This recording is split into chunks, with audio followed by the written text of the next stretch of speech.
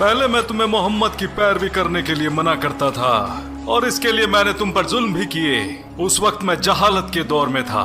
अब तुम जानते हो अल्लाह सुब्हानहू ताला ने मुझे हक का रास्ता दिखाया है और दीन पर कामिल किया।